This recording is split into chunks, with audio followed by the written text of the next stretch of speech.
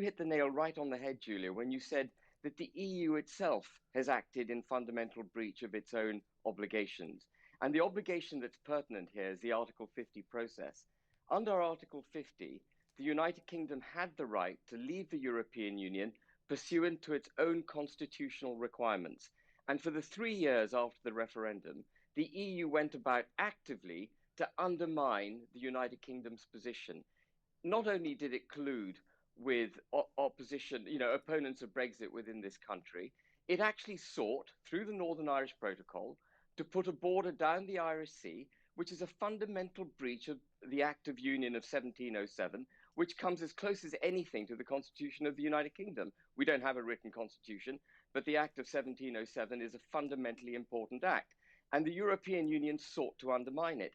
So in my mind, actually, we should never have signed the withdrawal agreement.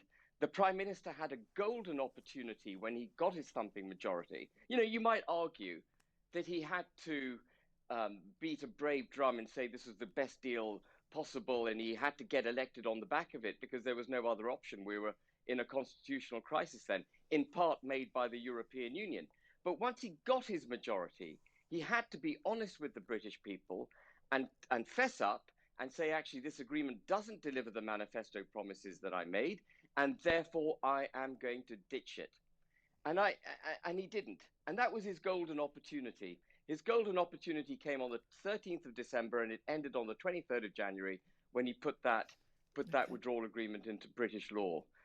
But it is nevertheless wholeheartedly welcomed that he is now doing something to put right the ill effects of that agreement. Ben Habib, former Brexit Party MEP and chairman of Brexit Watch.